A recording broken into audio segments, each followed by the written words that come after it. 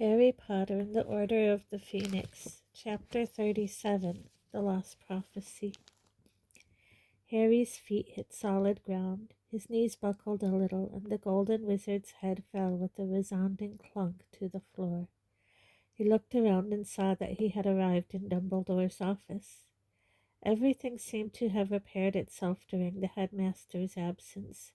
The delicate silver instruments stood once more on the spindle-legged tables, puffing and whirring serenely. The portraits of the headmasters and headmistresses were snoozing in their frames, heads lolling back in armchairs or against the edge of the picture. Harry looked through the window. There was a cool line of pale green along the horizon. Dawn was approaching. The silence and the stillness, broken only by the occasional grunt or snuffle of a sleeping portrait, was unbearable to him. If his surroundings could have reflected the feelings inside him, the pictures would have been screaming in pain. He walked around the quiet, beautiful office, breathing quickly, trying not to think. But he had to think. There was no escape. It was his fault Sirius had died. It was all his fault.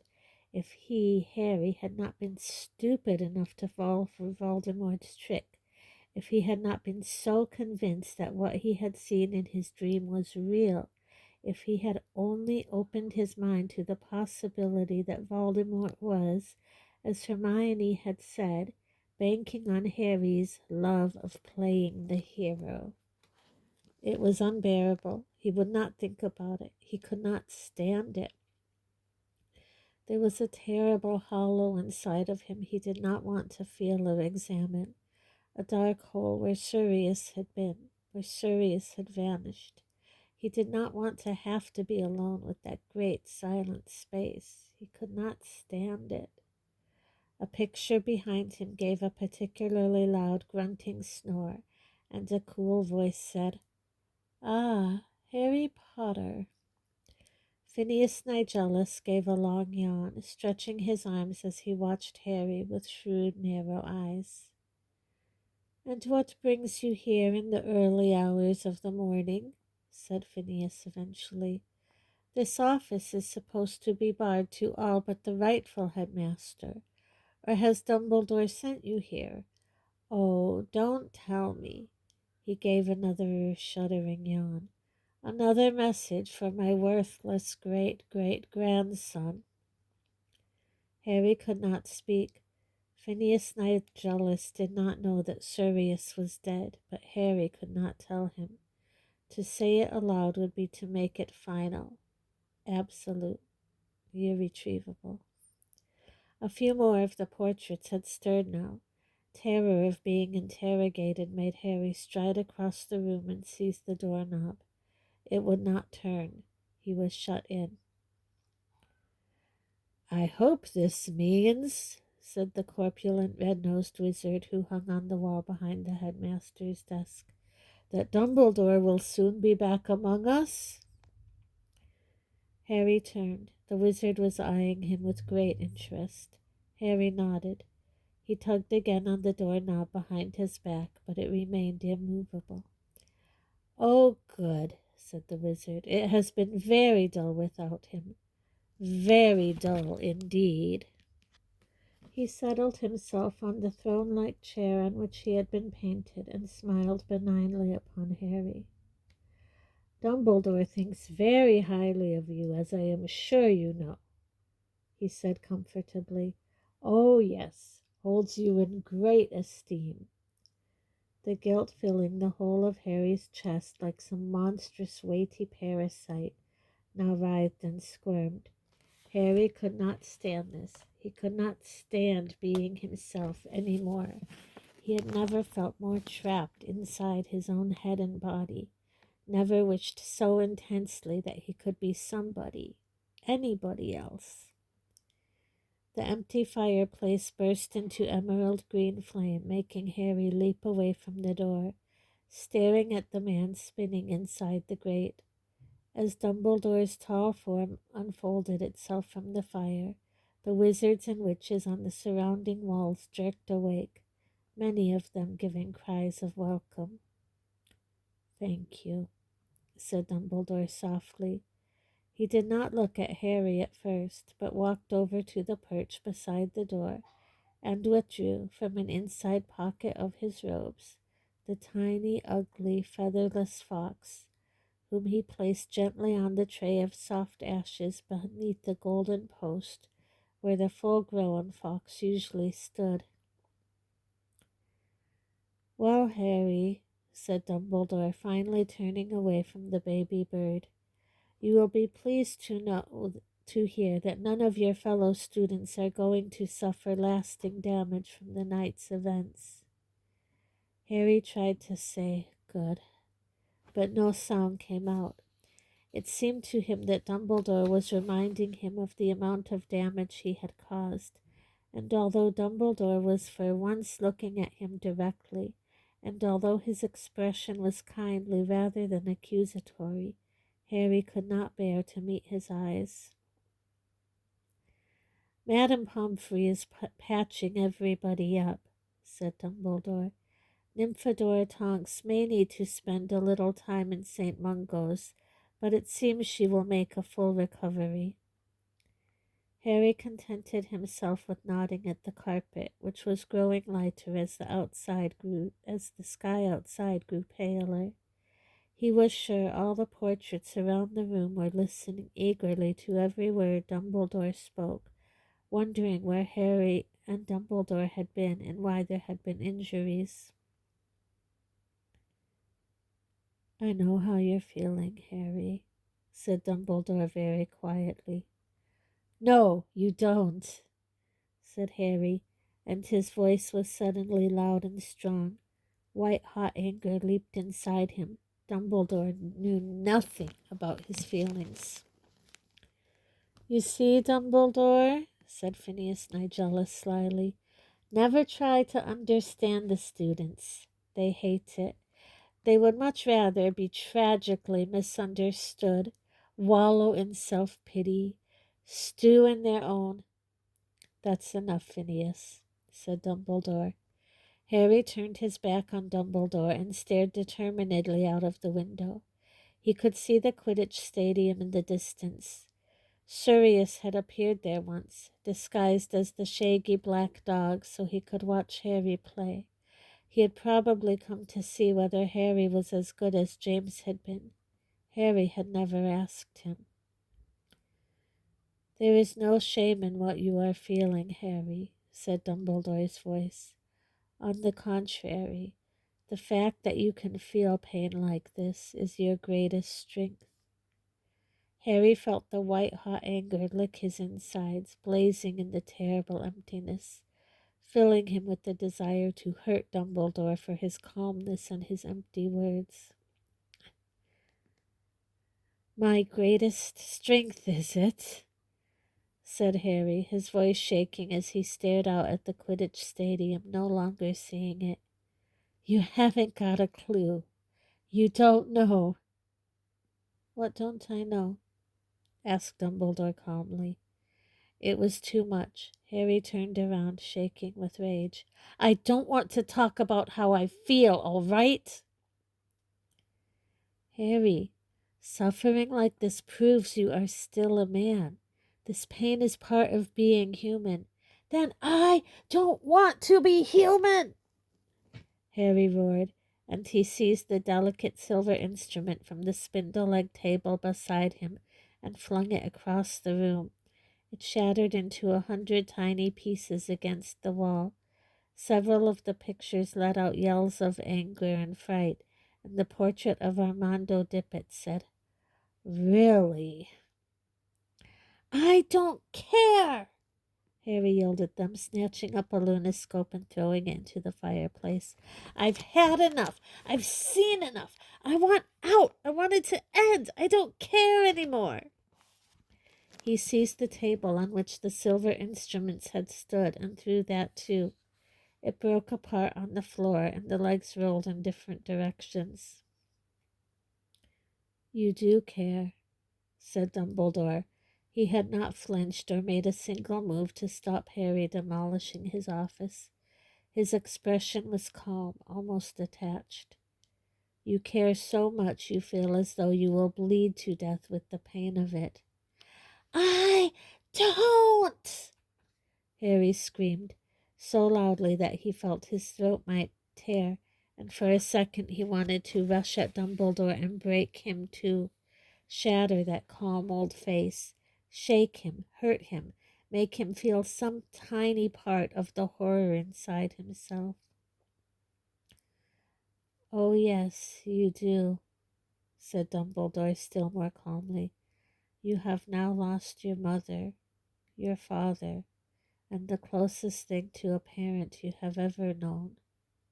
Of course you care. You don't know how I feel, Harry roared. You, standing there, you... But words were no longer enough. Smashing things was no more help. He wanted to run. He wanted to keep running and never look back. He wanted to be somewhere he could not see the clear blue eyes staring at him, that hatefully calm old face. He ran to the door, seized the doorknob again, and wrenched at it, but the door would not open. Harry turned back to Dumbledore. Let me out, he said. He was shaking from head to foot. No, said Dumbledore simply. For a few seconds they stared at each other. Let me out, Harry said again. No, Dumbledore repeated. If you don't, if you keep me in here, if you don't let me, by all means continue destroying my possessions, said Dumbledore serenely. I dare say I have too many. He walked around his desk and sat down behind it, watching Harry. Let me out, Harry said yet again, in a voice that was cold and almost as calm as Dumbledore's. Not until I have had my say, said Dumbledore. Do you think I want to? Do you think I give up? I don't care what you've got to say, Harry roared. I don't want to hear anything you've got to say. You will, said Dumbledore steadily, because you are not nearly as angry with me as you ought to be. If you are to attack me, as I know you are close to doing, I would like to have thoroughly earned it. What are you talking? It is my fault that Sirius died, said Dumbledore clearly. Or should I say, almost entirely my fault. I will not be so arrogant as to claim responsibility for the whole. Sirius was a brave, clever, and energetic man, and such men are not usually content to sit at home in hiding while they believe others to be in danger. Nevertheless, you should never have believed for an instant that there was any necessity for you to go to the Department of Mysteries tonight. If I had been open with you, Harry, as I should have been, you would have known a long time ago that Voldemort might try and lure you to the Department of Mysteries, and you would never have been tricked into going there tonight, and Sirius would not have had to come after you. That blame lies with me, and with me alone. Harry was still standing with his hand on the doorknob, but was unaware of it. He was gazing at Dumbledore, hardly breathing, listening, yet barely understanding what he was hearing. Please, sit down, said Dumbledore. It was not an order, it was a request. Harry hesitated, then walked slowly across the room, now littered with silver cogs and fragments of wood, and took the seat facing Dumbledore's desk.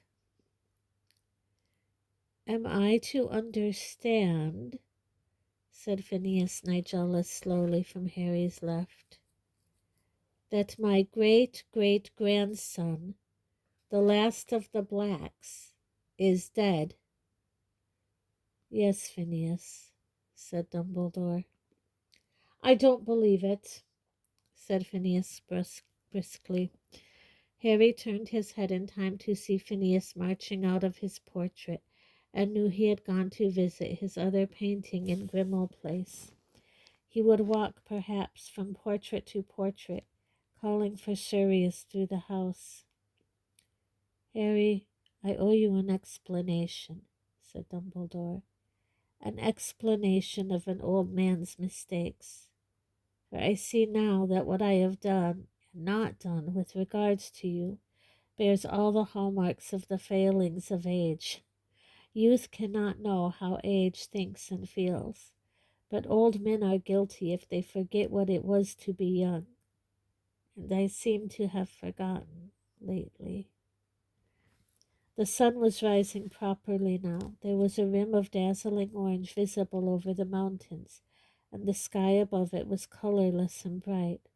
The light fell upon Dumbledore, upon the silver of his eyebrows and beard, upon the lines gouged deeply into his face.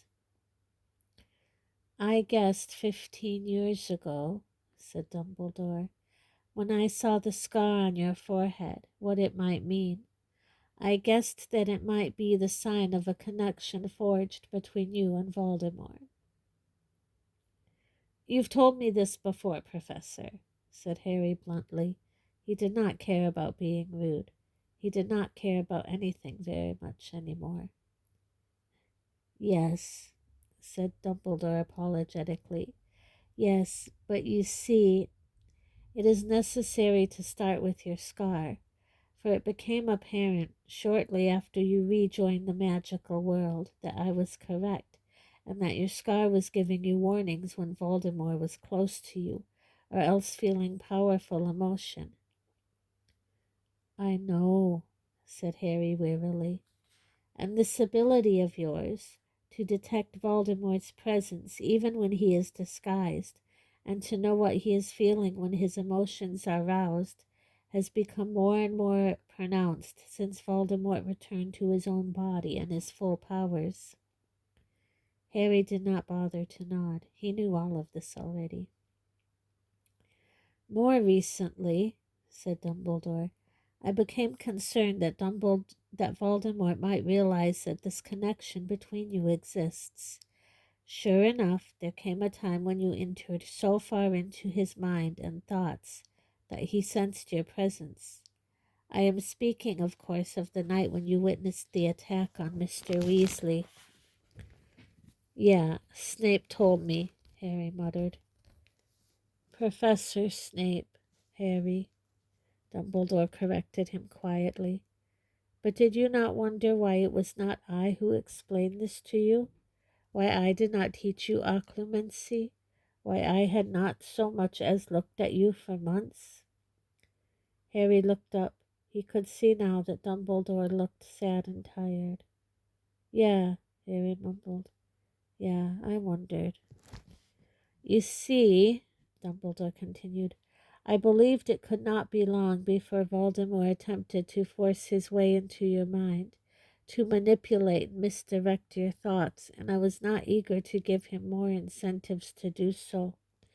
I was sure that if he realized that our relationship was, or had ever been, closer than that of headmaster and pupil, he would seize his chance to use you as a means to spy on me. I feared the uses to which he would put you, the possibility that he might try and possess you. Harry, I believe I was right to think that Voldemort would have made use of you in such a way. On those rare occasions when we had close contact, I thought I saw a shadow of him stir behind your eyes. Harry remembered the feeling that a dormant snake had risen in him, ready to strike, in those moments when he and Dumbledore had made eye contact. Voldemort's aim in possessing you, as he demonstrated tonight, would not have been my destruction. It would have been yours. He hoped, when he possessed you briefly a short while ago, that I would sacrifice you in the hope of killing him. So you see, I have been trying and distancing myself from you to protect you, Harry. An old man's mistake. He sighed deeply. Harry was letting the words wash over him. He would have been so interested to know all this a few months ago, but now it was meaningless compared to the gaping chasm inside him that was the loss of Sirius. None of it mattered. Sirius told me you felt Voldemort awake inside you the very night that you had the vision of Arthur Weasley's attack. I knew at once that my worst fears were correct. Voldemort had realized he could use you. In an attempt to arm you against Voldemort's assaults on your mind, I arranged occlumency lessons with Professor Snape. He paused. Harry watched the sunlight, which was sliding slowly across the polished surface of Dumbledore's desk, illuminate a silver ink pot and a handsome scarlet quill. Harry could tell that the portraits all around them were awake and listening raptly to Dumbledore's explanation. He could hear the occasional rustle of robes, the slight clearing of a throat. Phineas Nigellus had still not returned. Professor Snape discovered, Dumbledore resumed, that you had been dreaming about the door to the Department of Mysteries for months. Voldemort, of course, had been observed with the possibility of hearing the prophecy ever since he regained his body, and as he dwelled on the door, so did you, though you did not know what it meant. And then you saw Rookwood, who worked in the Department of Mysteries before his arrest, telling Voldemort what we had known all along, that the prophecies held in the Ministry of Magic are heavily protected. Only the people to whom they refer can lift them from the shelves without suffering madness. In this case, either Voldemort himself would have to enter the Ministry of Magic and risk revealing himself at last, or else you would have to take it for him.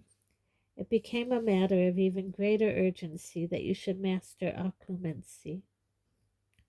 But I didn't, Harry muttered. He said it aloud to try and ease the dead weight of guilt inside him. A confession must surely relieve some of the terrible pressure squeezing his heart. I didn't practice. I didn't bother. I could have stopped myself having those dreams. Hermione kept telling me to do it. If I had, he'd never have been able to show me where to go, and Sirius wouldn't. Something was erupting inside Harry's head, a need to justify himself, to explain. I tried to check he'd really taken Sirius. I went to Umbridge's office. I spoke to Creature in the Fire, and he said Sirius wasn't there. He said he'd gone. Creature lied, said Dumbledore calmly. You are not his master. He could lie to you without even needing to punish himself. Creature intended you to go to the Ministry of Magic. He sent me on purpose? Oh, yes. Creature, I am afraid, has been serving more than one master for months. How? Said Harry blankly. He hasn't been out of Grimmauld Place for years. Creature seized his opportunity shortly before Christmas, said Dumbledore, when Sirius apparently shouted at him to get out. He took Sirius at his word and interpreted this as an order to leave the house. He went to the only Black family member for whom he had any respect left, Black's cousin Narcissa, sister of Bellatrix and wife of Lucius Malfoy. How do you know all this? Harry said. His heart was beating very fast. He felt sick. He remembered worrying about Creature's odd absence over Christmas, remembered him turning up again in the attic. Creature told me last night, said Dumbledore. You see, when you gave Professor Snape that cryptic warning, he realized that you had had a vision of Sirius, trapped in the bowels of the Department of Mysteries. He, like you, attempted to contact Sirius at once. I should explain that members of the Order of the Phoenix have more reliable methods of communicating than the fire in Dolores Umbridge's office. Professor Snape found that Sirius was alive and safe in Grimmauld Place. When, however, you did not return from your trip into the forest with Dolores Umbridge, Professor Snape grew worried that you still believed Sirius to be a captive of Lord Voldemort's. He alerted certain Order members at once. Dumbledore heaved a great sigh and continued.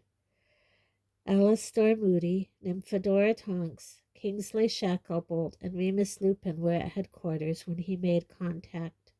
All agreed to go to your aid at once. Professor Snape requested that Sirius remain behind, as he needed somebody to remain at headquarters to tell me what had happened, for I was due there at any moment. In the meantime, he, Professor Snape, intended to search the forest for you. But Sirius did not wish to remain behind while the others went to search for you. He delegated to Kreacher the task of telling me what had happened. And so it was that when I arrived at Grimmauld Place shortly after they had all left for the ministry, it was the elf who told me, laughing fit to burst, where Sirius had gone. He was laughing, said Harry in a hollow voice. Oh, yes, said Dumbledore. You see, Kreacher was not able to betray us totally. He is not secret keeper for the Order. He could not give the Malfoys our whereabouts or tell them any of the Order's confidential plans that he had been forbidden to reveal.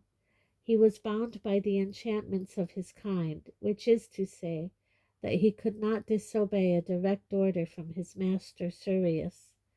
But he gave Narcissa information of the sort that is very valuable to Voldemort, yet must have seemed much too trivial for Sirius to think of banning him from repeating it. Like what? Said Harry. Like the fact that the person Sirius cared most about in the world was you, said Dumbledore quietly. Like the fact that you were coming to regard Sirius as a mixture of father and brother. Voldemort knew already, of course, that Sirius was in the Order, and that you knew where he was, but Kreacher's information made him realize that the one person for whom you would go to any lengths to rescue was Sirius Black. Harry's lips were cold and numb. So, when I asked Kreacher if Sirius was there last night, the Malfoys, undoubtedly on Voldemort's instructions, had told him he must find a way of keeping Sirius out of the way once you had seen the vision of Sirius being tortured. Then, if you decided to check whether Sirius was home or not, Kreacher would be able to pretend he was not. Kreacher injured Buckbeak the Hippogriff yesterday, and at the moment when you made your appearance in the fire, Sirius was upstairs tending to him.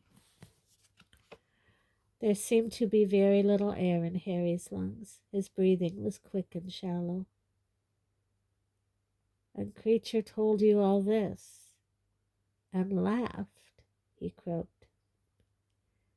He did not wish to tell me, said Dumbledore, but I am a sufficiently accomplished Legimalens myself to know when I am being lied to, and I persuaded him to tell me the full story before I left for the Department of Mysteries. And, whispered Harry, his hands curled in cold fists on his knees, and Hermione kept telling us to be nice to him. She was quite right, Harry, said Dumbledore. I warned Sirius when we adopted 12 Grimmauld Place as our headquarters that Kreacher must be treated with kindness and respect. I also told him that Kreacher could be dangerous to us. I do not think Sirius took me very seriously, or that he ever saw Kreacher as a being with feelings as acute as a human's. Don't you talk about Sirius like... Harry's breath was constricted. He could not get the words out properly, but the rage that had subsided briefly flared in him again. He would not let Dumbledore criticize Sirius. Kreacher's a lying foul. He deserved... Creature is what he was made by wizards, Harry, said Dumbledore. Yes, he is to be pitied. His existence has been as miserable as your friend Dobby's. He was forced to do Sirius's bidding because Sirius was the last of the family to which he was enslaved, but he felt no true loyalty to him. And whatever Creature's faults, it must be admitted that Sirius did nothing to make Creature's lot easier. Don't talk about Sirius like that, Harry yelled. He was on his feet again, furious, ready to fly at Dumbledore, who had plainly not understood Sirius at all. How brave he was, how much he had suffered.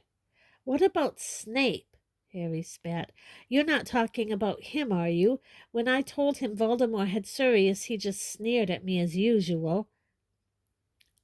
Harry, you know Professor Snape had no choice but to pretend not to take you seriously in front of Dolores Umbridge, said Dumbledore steadily. But as I have explained, he informed the Order as soon as possible about what you had said. It was he who deduced where you had gone when you did not return from the forest. It was he, too, who gave Professor Umbridge fake Veritaserum when she was attempting to force you to tell her Sirius's whereabouts. Harry disregarded this. He felt a savage pleasure in blaming Snape. It seemed to be easing his own sense of dreadful guilt, and he wanted to hear Dumbledore agree with him. Snape goaded Sirius about staying in the house. He made out Sirius was a coward. Sirius was much too old and clever to have allowed such feeble taunts to hurt him, said Dumbledore. Snape stopped giving me occlumency lessons, Harry snarled. He threw me out of his office. I am aware of it, said Dumbledore heavily. I have already said that it was a mistake for me not to teach you myself, though I was sure at the time that nothing could have been more dangerous than to open your mind even further to Voldemort while in my presence. Snape made it worse. My scar always hurt worse after lessons with him. Harry remembered Ron's thoughts on the subject and plunged on. How do you know he wasn't trying to soften me up for Voldemort, make it easier for him to get inside my...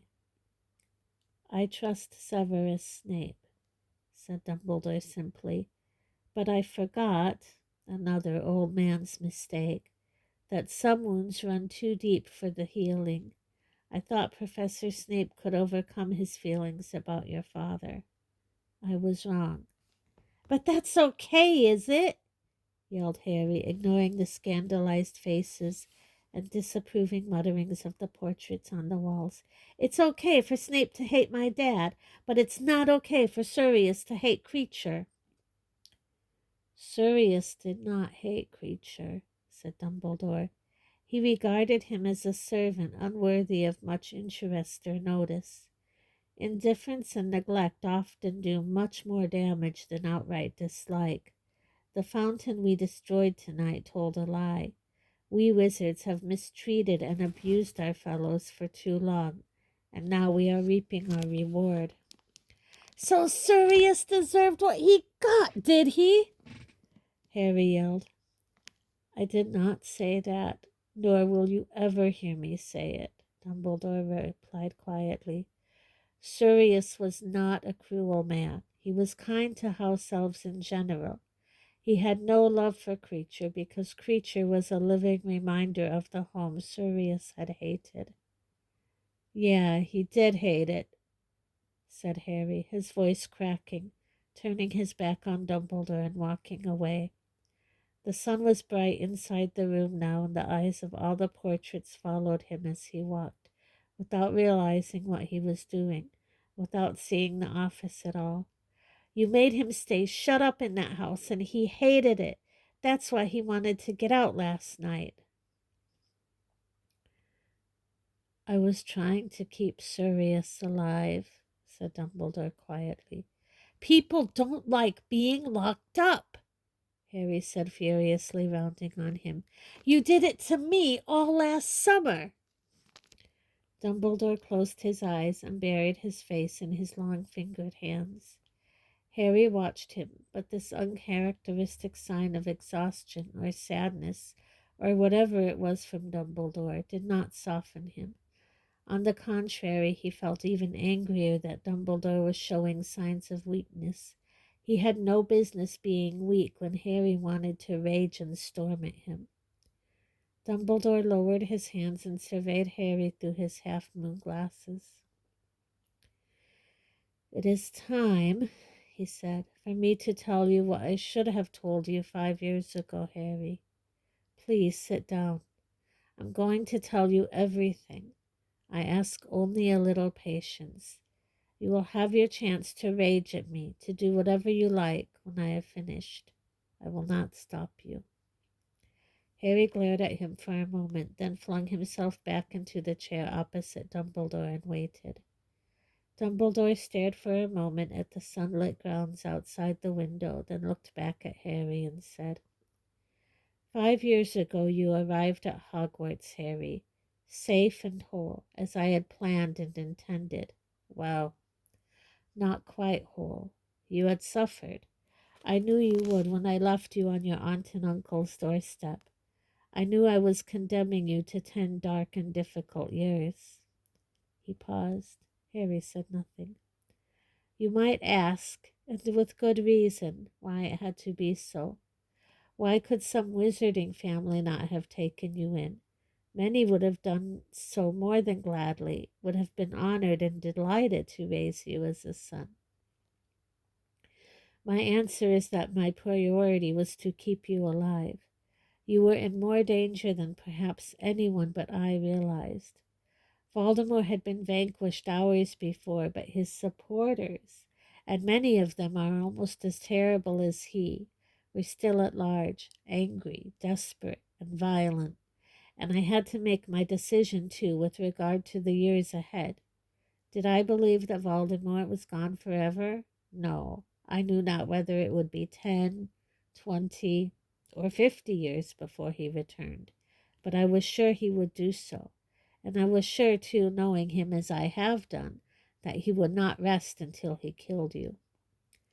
I knew that Voldemort's knowledge of magic is perhaps more extensive than any wizard alive. I knew that even my most complex and powerful protective spells and charms were unlikely to be invincible if he ever returned to full power. But I knew too where Voldemort was weak, and so I made my decision. You would be protected by an ancient magic of which he knows, which he despises, and which he has always therefore underestimated, to his cost. I'm speaking, of course, of the fact that your mother died to save you. She gave you a lingering protection he never expected, a protection that flows in your veins to this day. I put my trust, therefore, in your mother's blood. I delivered you to her sister, her only remaining relative." "She doesn't love me," said Harry at once. "She doesn't give a damn." "But she took you," Dumbledore cut across him. "She may have taken you grudgingly, furiously, unwillingly, bitterly, yet she still took you, and in doing so she sealed the charm I placed upon you. Your mother's sacrifice made the bond of blood the strongest shield I could give you. I still don't. While you can still call home the place where your mother's blood dwells, there you cannot be touched or harmed by Voldemort. He shed her blood, but it lives on in you and her sister. Her blood became your refuge. You need return there only once a year, but as long as you can still call it home, whilst you are there, he cannot hurt you. Your aunt knows this. I explained what I had done in the letter I left with you on her doorstep. She knows that allowing you house room may well have kept you alive for the past 15 years. "Wait," said Harry. "Wait a moment." He sat up straighter in his chair, staring at Dumbledore. "You sent that howler. You told her to remember. It was your voice." "I thought," said Dumbledore, inclining his head slightly, that she might need reminding of the pact she had sealed by taking you. I suspected the Dementor attack might have awoken her to the dangers of having you as a surrogate son. It did, said Harry quietly. Well, my uncle more than her. He wanted to chuck me out, but after the Howler came, she said I had to stay. He stared at the floor for a moment, then said, But what's that got to do with... He could not say Sirius's name. 5 years ago, then, continued Dumbledore, as though he had not paused in his story, you arrived at Hogwarts, neither as happy nor as well nourished as I would have liked, perhaps, yet alive and healthy. You were not a pampered little prince, but as normal a boy as I could have hoped under the circumstances. Thus far, my plan was working well. And then, well, you will remember the events of your first year at Hogwarts quite as clearly as I do. You rose magnificently to the challenge that faced you, and sooner, much sooner than I had anticipated, you found yourself face to face with Voldemort. You survived again. You did more. You delayed his return to full power and strength. You fought a man's fight. I was prouder of you than I can say. Yet there was a flaw in this wonderful plan of mine, said Dumbledore, an obvious flaw that I knew even then might be the undoing of it all. And yet, knowing how important it was that my plan should succeed, I told myself that I would not permit this flaw to ruin my first test, as you lay in the hospital wing, weak from your struggle with Voldemort. I don't understand what you're saying, said Harry. Don't you remember asking me, as you lay in the hospital wing, why Voldemort had tried to kill you when you were a baby? Harry nodded. Ought I to have told you then? Harry stared into the blue eyes and said nothing, but his heart was racing again. You do not see the flaw in the plan yet? No, perhaps not. Well, as you know, I decided not to answer you. 11, I told myself, was much too young to know. I had never intended to tell you when you were 11. The knowledge would be too much at such a young age. I should have recognized the danger signs then.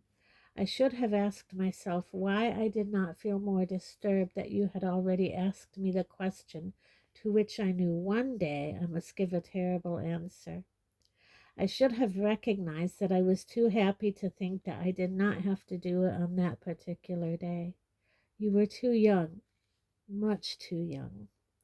And so we entered your second year at Hogwarts. And once again you met challenges that even grown wizards have never faced. Once again you acquitted yourself beyond my wildest dreams. You did not ask me again, however, why Voldemort had left that mark on you. We discussed your scar. Oh, yes, we came very, very close to the subject. Why did I not tell you everything? Well, it seemed to me that 12 was, after all, hardly better than 11 to receive such information. I allowed you to leave my presence, blood-stained, exhausted, but exhilarated, and if I felt a twinge of unease that I ought perhaps to have told you then, it was swiftly silenced. You were still so young, you see, and I could not find it in myself to spoil that night of triumph. Do you see, Harry? Do you see the flaw in my brilliant plan now? I had fallen into the trap I had foreseen, that I had told myself I could avoid, that I must avoid. I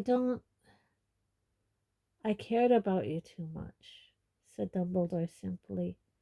I cared more for your happiness than your knowing the truth, more for your peace of mind than my plan, more for your life than the lives that might be lost if the plan failed.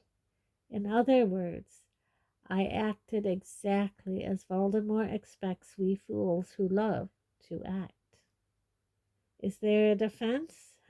I defy anyone who has watched you as I have, and I have watched you more closely than you can have imagined, not to want to save you more pain than you had already suffered.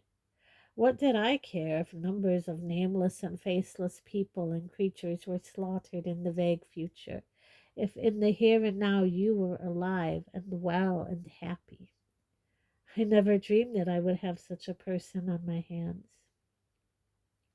We entered your third year.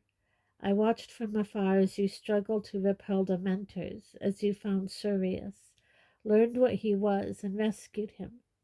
Was I to tell you then, at the moment when you had triumphantly snatched your godfather from the jaws of the ministry? But now, at the age of 13, my excuses were running out. Young you might be, but you had proved you were exceptional. My conscience was uneasy, Harry. I knew the time must come soon. But you came out of the maze last year, having watched Cedric Diggory die, having escaped death so narrowly yourself, and I did not tell you, though I knew, now Voldemort had returned, I must do it soon. And tonight, now, I know you have long been ready for the knowledge I have kept from you for so long, because you have proved that I should have placed the burden upon you before this. My only defense is this. I have watched you struggling under more burdens than any student who has ever passed through the school, and I could not bring myself to add another, the greatest one of all. Harry waited, but Dumbledore did not speak. I still don't understand. Voldemort tried to kill you when you were a child because of a prophecy made shortly before your birth. He knew the prophecy had been made, though he did not know its full contents. He set out to kill you when you were a baby, believing he was fulfilling the terms of the prophecy. He discovered, to his cost, that he was mistaken when the curse intended to kill you backfired. And so, since his return to his body, and particularly since your extraordinary escape from him last year, he has been determined to hear that prophecy in its entirety. This is the weapon he has been seeking so assiduously since his return, the knowledge of how to destroy you. The sun had risen fully now. Dumbledore's office was bathed in it. The glass case in which the sword of Godric Gryffindor resided gleamed white and opaque. The fragments of the instruments Harry had thrown to the floor glistened like raindrops, and behind him the baby fox made soft chirruping noises in his nest of ashes. "The prophecy smashed," Harry said blankly. "I was pulling Neville up those benches in the room where the archway was, and I ripped his robes and it fell." The thing that smashed was merely the record of the prophecy kept by the Department of Mysteries, but the prophecy was made to somebody, and that person has the means of recalling it perfectly. "Who heard it?" asked Harry, though he thought he knew the answer already. "I did," said Dumbledore, "on a cold, wet night 16 years ago, in a room above the bar at the Hogshead Inn. I had gone there to see an applicant for the post of divination teacher, though it was against my inclination to allow the subject of divination to continue at all. The applicant, however, was the great-great-granddaughter of a very famous, very gifted seer, and I thought it common politeness to meet her. I was disappointed. It seemed to me that she had not a trace of the gift herself. I told her, courteously I hope, that I did not think she would be suitable for the post. I turned to leave." Dumbledore got to his feet and walked past Harry to the black cabinet that stood beside Fawkes Perch. He bent down, slid back a catch, and took from inside it the shallow stone basin carved with runes, around the edges in which Harry had seen his father tormenting Snape. Dumbledore walked back to the desk, placed the pensieve upon it, and raised his wand to his own temple. From it he withdrew silvery, gossamer fine strands of thought clinging to the wand, and deposited them into the basin. He sat back down behind his desk and watched his thoughts swirl and drift inside the pensieve for a moment. Then, with a sigh, he raised his wand and prodded the silvery substance with its tip. A figure rose out of it, draped in shawls, her eyes magnified to enormous size behind her glasses, and she revolved slowly, her feet in the basin. But when Sybil Trelawney spoke, it was not in her usual ethereal mystic voice, but in the harsh, hoarse tones Harry had heard her use once before. The one with the power to vanquish the Dark Lord approaches, born to those who have thrice defied him, born as the 7th month dies, and the Dark Lord will mark him as his equal, but he will have power the Dark Lord knows not, and either must die at the hand of the other, for neither can live while the other survives. The one with the power to vanquish the Dark Lord will be born as the 7th month dies. The slowly revolving Professor Trelawney sank back into the silver mass below and vanished. The silence within the office was absolute. Neither Dumbledore nor Harry nor any of the portraits made a sound. Even Fawkes had fallen silent. Professor Dumbledore? Harry said very quietly, for Dumbledore, still staring at the pensieve, seemed completely lost in thought. Did that mean? What did it mean? It meant, said Dumbledore, that the person who has the only chance of conquering Lord Voldemort for good was born at the end of July, nearly 16 years ago. This boy would be born to parents who had already defied Voldemort 3 times. Harry felt as though something was closing in on him. His breathing seemed difficult again. It means me? Dumbledore took a deep breath. The odd thing, Harry, he said softly, is that it may not have meant you at all. Sybil's prophecy could have applied to 2 wizard boys, both born at the end of July that year, both of whom had parents in the Order of the Phoenix. Both sets of parents having narrowly escaped Voldemort 3 times. One, of course, was you. The other was Neville Longbottom. But then, why was it my name on the prophecy and not Neville's? The official record was relabeled after Voldemort's attack on you as a child, said Dumbledore. It seemed plain to the keeper of the Hall of Prophecy that Voldemort could only have tried to kill you because he knew you to be the one to whom Sybil was referring. Then it might not be me, said Harry. I am afraid, said Dumbledore slowly, looking as though every word cost him a great effort, that there is no doubt that it is you. But you said Neville was born at the end of July too, and his mom and dad. You are forgetting the next part of the prophecy, the final identifying feature of the boy who could vanquish Voldemort. Voldemort himself would mark him as his equal. And so he did, Harry. He chose you, not Neville. He gave you the scar that has proved both blessing and curse. But he might have chosen wrong, said Harry. He might have marked the wrong person. He chose the boy he thought most likely to be a danger to him, said Dumbledore. And notice this, Harry.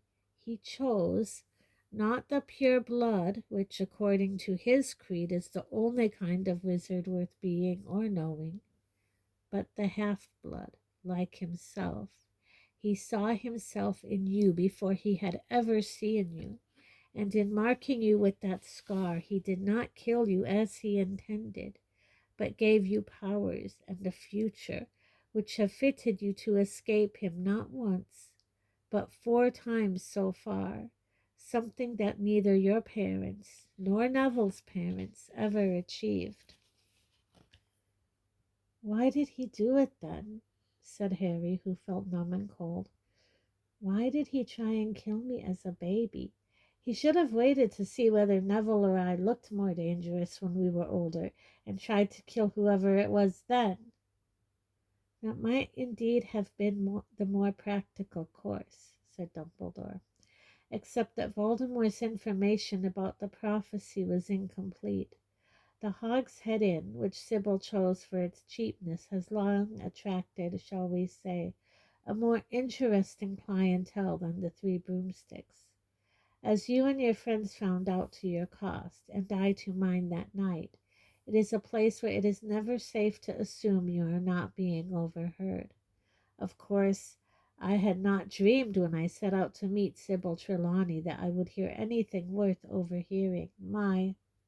Our one stroke of good fortune was that the eavesdropper was detected only a short way into the prophecy and thrown from the building. So he only heard the beginning, the part foretelling the birth of a boy in July, to parents who had thrice defied Voldemort. Consequently, he could not warn your master that to attack you would be to risk transferring power to you and marking you as his equal. So Voldemort never knew that there might be danger in attacking you, that it might be wise to wait, to learn more. He did not know that you would have power the Dark Lord knows not." "But I don't," said Harry in a strangled voice. "I haven't any powers he hasn't got. I couldn't fight the way he did tonight. I can't possess people or kill them."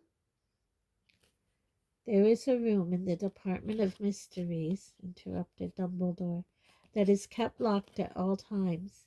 It contains a force that is at once more wonderful and more terrible than death, than human intelligence, than the forces of nature.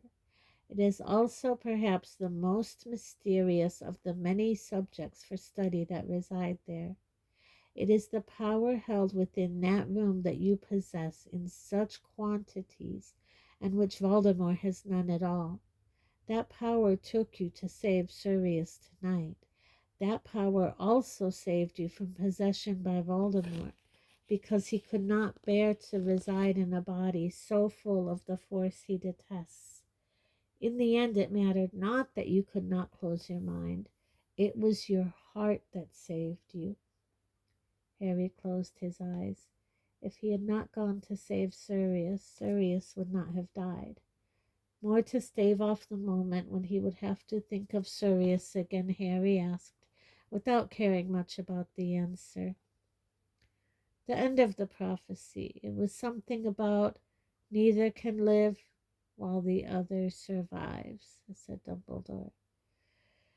"So," said Harry, dredging up the words from what felt like a deep well of despair inside him. "So does that mean that one of us has got to kill the other one in the end?" "Yes," said Dumbledore. For a long time neither of them spoke. Somewhere far beyond the office walls, Harry could hear the sound of voices. Students heading down to the great hall for an early breakfast, perhaps. It seemed impossible that there could be people in the world who still desired food, who laughed, who neither knew nor cared that Sirius Black was gone forever. Sirius seemed a million miles away already. Even now, a part of Harry still believed that if he had only pulled back that veil, he would have found Sirius looking back at him, greeting him perhaps with his laugh like a bark. "I feel I owe you another explanation, Harry," said Dumbledore hesitantly. "You may perhaps have wondered why I never chose you as a prefect. I must confess that I rather thought you had enough responsibility to be going on with." Harry looked up at him and saw a tear trickling down Dumbledore's face into his long silver beard.